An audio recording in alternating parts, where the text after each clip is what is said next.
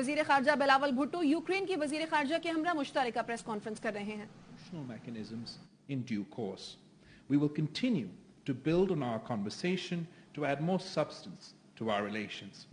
We discussed the situation in Ukraine. I shared with the foreign minister our deep concern at the prevailing situation and offered our condolences on the loss of precious lives and immense human suffering.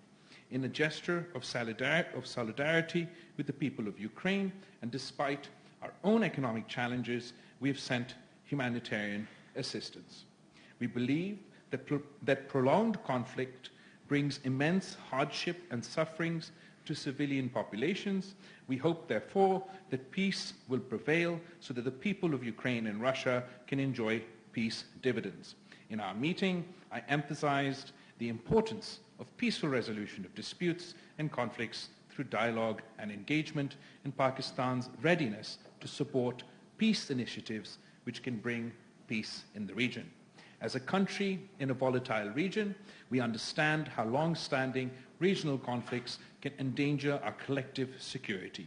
The Ukrainian war has also brought difficulties for developing countries in the global south, particularly in terms of fuel, food, and fertilizer shortages. Pakistan is no exception. We therefore have a vested interest in promoting peace and reconciliation. We hope for a peaceful resolution through dialogue and diplomacy. Finally, I would particularly like to appreciate the Ukrainian government for its principled stance in supporting the resolution on countering religious hatred, constituting incitement to discrimination, hostility, or violence at the Human Rights Council in Geneva on the 12th of July. As we look to the future, I am confident in our joint efforts to strengthen the bilateral relationship.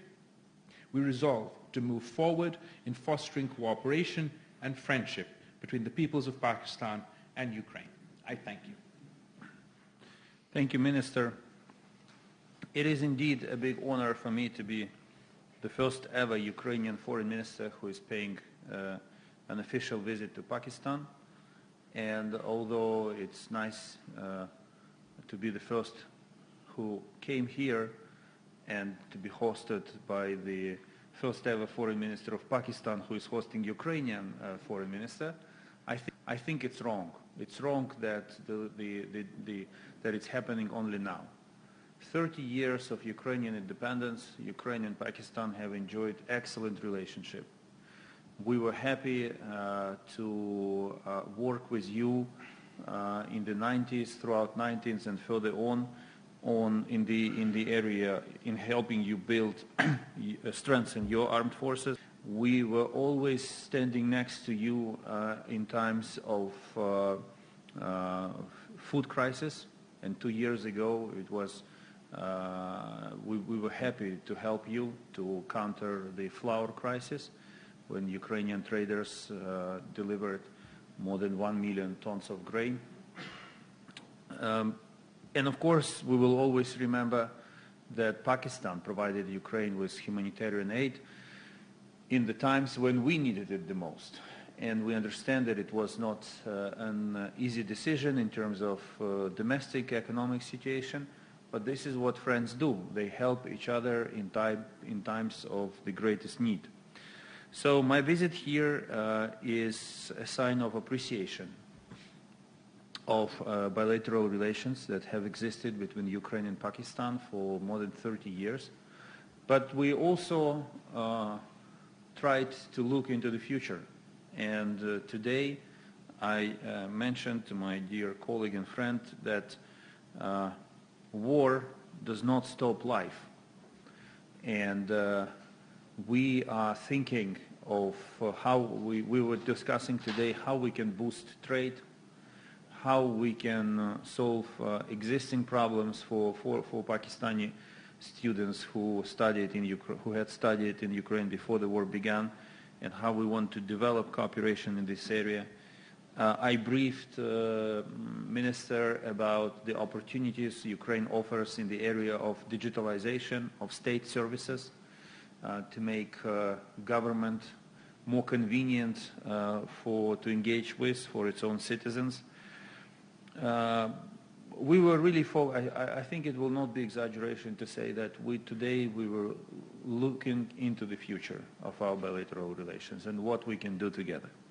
And as Bilawal mentioned, yes, we agreed to reinvigorate some of our bilateral mechanisms. We will be looking forward to holding the inaugural meeting of the Ukrainian-Pakistani Commission on Economic Cooperation. And one more issue that became particularly topical since Monday, it's the future of the Black Sea Grain Initiative. I briefed Minister about the rationale behind Russia's withdrawal from this initiative, about its consequences for global food security. We regret that it will be Ukraine, countries of Asia and Africa who will suffer the most from Russia's withdrawal. By doing so, Russia significantly undermined global food security, and we already see prices going up. I reiterated to Foreign Minister that Ukraine considers Pakistan a good partner, and we are ready to work with your country on specific arrangements in the area of food security. And we will also appreciate if Pakistan voices its support of the continuation of the Black Sea Grain Initiative, and I was happy to hear from Bilawal that Pakistan will engage in this matter with the United Nations and 𝐏𝐢𝐥𝐥𝐢𝐲 as facilitators of the Black Sea Grain Initiative. Thank you once again for this visit. I will be looking forward to hosting you in Kiev one day. Our nations meet more and talk more at all levels for the benefit of our people. Thank you. Thank you. We'll open the floor now. Mr. Raja Mohsin Ijaz of ARY. Thank you very much, sir. My question was to our visiting dignitary. Sir, what brings you to the Pakistan given the significance you have, because you are the first foreign minister of Ukraine to visit Pakistan in 30 years? Thank you very much. I think I already answered your question, but now in addition to the reasons I mentioned, it was definitely worth coming because I enormously enjoyed Pakistani food. Especially the dessert, whose name I forgot. Kulfi. Yes, especially the dessert. But the rest part of my answer is in everything that I said that I said before. But really, by all accounts, our bilateral relations deserve more frequent contacts and engagement between governments at all levels, because even when we go through every issue on our speaking points, we realize how filled our relationship is. And there are so many things that we can do together and help each other with. Mr. Anas Malik, Capital TV. Capital TV. क्या हुआ आपका उसका? Working as well. Anas Malik from Beyond. Okay. Let's put it this way. So my question is addressed to both the foreign ministers and Foreign Minister of Pakistan and Foreign Minister of the visiting dignitary. The UN brokered grain deal. You've commented on that it is at a standstill right now. We've heard your comments. I would want the spotlight on the Pakistani side. Would you want to see its resumption or urge a resumption? And how does it affect directly exports in times of this uncertainty of war to the resident dignitary? Thank you. So, Anas, thank you for your question. And you know our history, that Pakistan used to buy our wheat from Ukraine also in the past. The Pakistani people enjoy Ukrainian wheat. And as soon as the war started, the consequences, particularly for the developing world, insofar as food security, I raised many times when we were shortly in opposition, and then we came into government. The Black Sea Grain Initiative was heralded at the time of its announcement, and most of us in the developing world breathed a big sigh of relief, and that this would address in a large way the issues and challenges that we faced with food security. Like other developing countries, food inflation and supply disrupts resulting from supply chains disturbances due to the conflict has severely impacted Pakistan. The Black Sea Grain Initiative was a positive undertaking. The United Nations, Turkey, and Ukraine and Russia. It is not only in our interests, we believe it is in the developing world's interest that this grain initiative is restored. I will be reaching out to the United Nations Secretary General, to my counterpart in Turkey, in Russia, to discuss Pakistan's concerns and our desire for the Black Sea Grain Initiative to be restored. You have to understand what happened. So last year, Russia attacked Ukraine and blocked our ports. Food prices all over the world immediately went up. Black Sea, we had to find the way to export our grain to the global market. The best way is by the sea. The alternative way is by land corridors through the countries belonging to the European Union. We have achieved a lot in extending the land corridors, and my point number one, there are ways to export Ukrainian grain from our country to global markets. So it's not that things are completely locked up. But the problem is that taken all together, land corridors cannot export full amount of cereals available for export. This is the issue, which means that prices will go up because of the shortage of delivery. Russia said, don't worry, Russia, have enough of grain to replace Ukrainian grain on the global market. But first, this looks, there's a fly, I hope it's not a Russian flight, right? Do we have a big embassy here?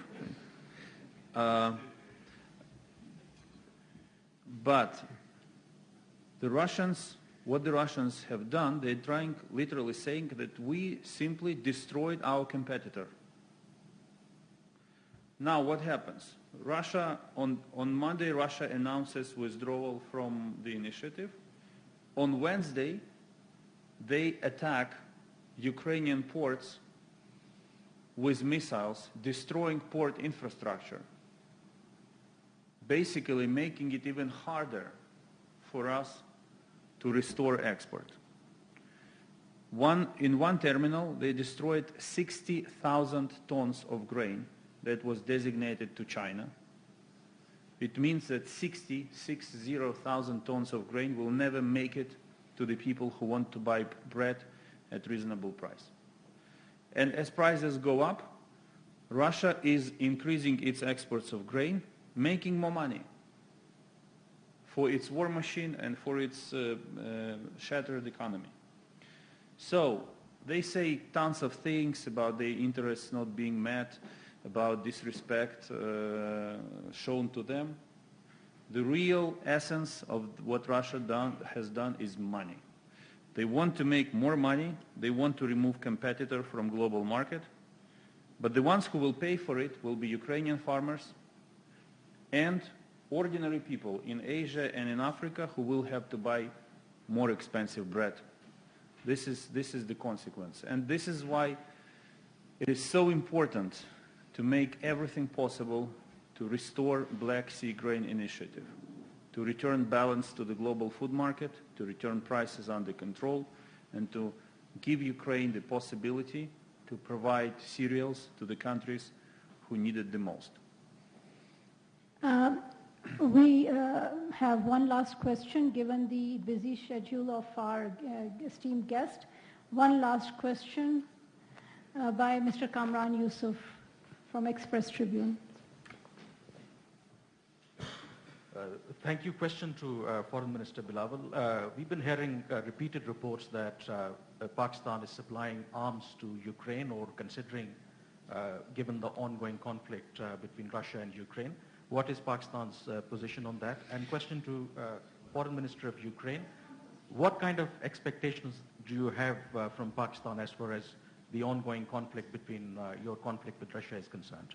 I think you know Pakistan's position on this issue. I'd like this opportunity to reiterate that we find it regrettable that certain media outlets have tried to publish unfounded reports alleging military supplies to Ukraine.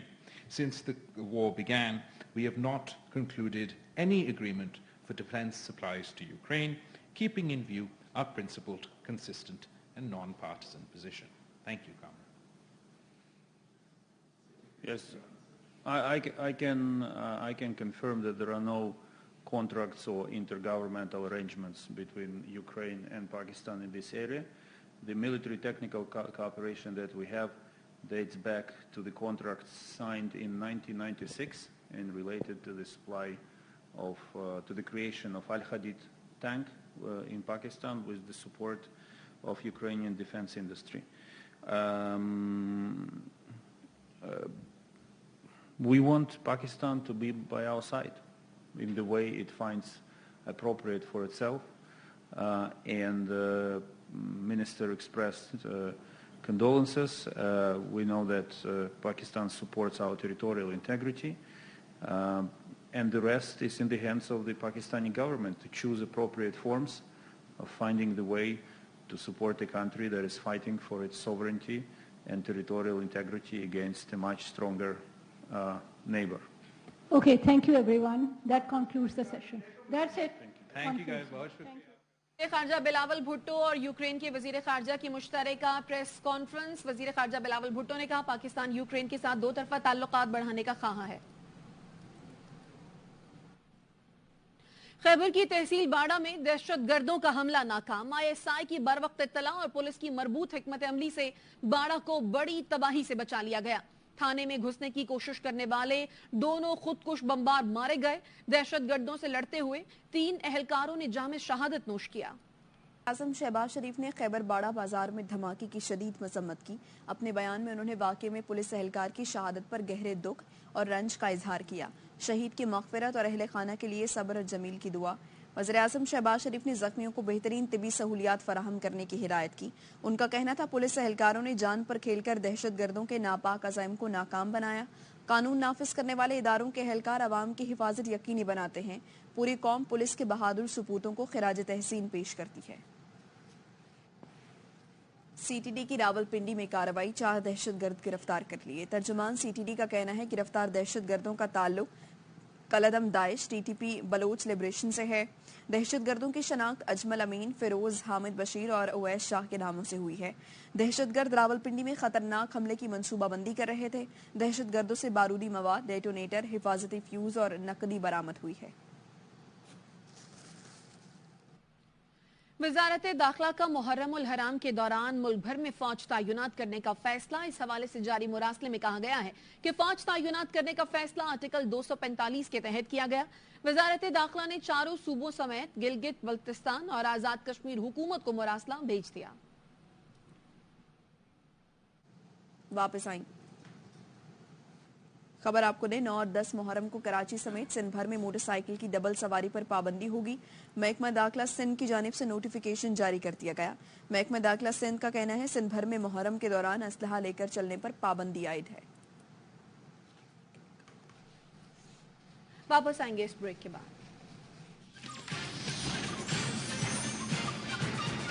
Sharif family money laundering case का फैसला सुना दिया। वजीर आजम शहबाज शरीफ, हमजा शहबाज, जवेरिया शहबाज समेत 15 मुल्जिमान को बरी कर दिया। अदालत ने राबिया इमरान को इश्तिहारी करार देकर दायमी वारंट गिरफ्तारी जारी कर दिया। एहतसाब अदालत के जज कमरुज़्ज़मान ने महफूज फैसला सुनाते हुए कहा, रेफरेंस की तहकीकात में मनी लॉन्ड्रिंग का इल्जाम साबित नहीं हो सका। रेफरेंस में शहबाज शरीफ और हमजा शहबाज समेत 16 मुल्जिमान को नामजद किया गया था। नैब रेफरेंस में शहबाज शरीफ, हमजा शहबाज, सुलेमान शहबाज, राबिया शहबाज और नुसरत शहबाज को फरीक बनाया गया था। चेयरमैन पीटीआई की एक और जेआईटी में तलबी, 21 जुलाई को पेश होकर शामिल तफ्तीश होने का हुक्म दिया गया। चेयरमैन पीटीआई को 9 मई को फैसलाबाद थाना सिविल लाइन में दर्ज मुकदमे में तलब किया गया है। थाना सिविल लाइन फैसलाबाद के 2 अहलकारों ने जमान पार्क में तलबी का नोटिस वसूल कराया। साइफर तहकीकात के लिए एफआईए ने चेयरमैन पीटीआई को तलबी का नोटिस वसूल करा दिया। एफआईए के एहलकार ने नोटिस जमान पार्क की रिहायशगाह पर वसूल कराया। एफआईए ने चेयरमैन पीटीआई को 25 जुलाई को तलब किया है।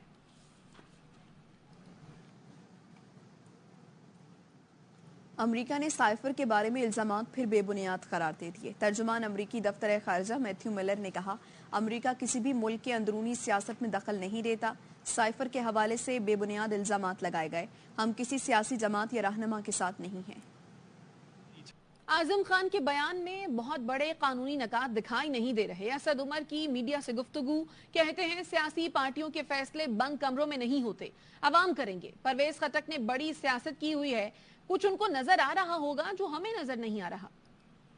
लॉन्च हो रही हैं, लेकिन सियासी पार्टियों के फैसले जो है ना वो बंद कमरों में नहीं होते, वो अवाम करते हैं। अवाम फैसला कर लेगी। परवेज खटक ने भी बड़ी सियासत की हुई है, कुछ उनको नजर आ रहा होगा जो हमें नहीं नजर आ रहा। ये आजम खान साहब का जो एक 164 का बयान सामने आया, अगरचे उसका रिकॉर्ड पे उस तरह से नहीं अभी तक कि कहाँ क्या कहेंगे इसके बारे में? अच्छा, मेरी 24 तारीख को जो है एफआईए ने बुला लिया है मुझे और शाह महमूद साहब को भी, और खान साहब को शायद 24 को या 25 को खान साहब का, मेरा और शाह महमूद को 24 का। तो मैं बहुत ज़्यादा इसमें तफसील पे तो नहीं बात करूँगा, लेकिन मैं सिर्फ ये कहूँगा कि उसमें जो आजम खान साहब ने बोला है, मुझे कोई बहुत बड़ी उसके अंदर कोई कानूनी नुकात नहीं नजर आया। कोयटा वकील कत्ल केस में सुप्रीम कोर्ट ने चेयरमैन पीटीआई को तलब कर लिया। अदालती हुक्म में कहा गया है, चेयरमैन पीटीआई पीर को जाती हैसियत में पेश हों। लतीफ खोसा ने केस की कार्रवाई रोकने की इस्तदा की।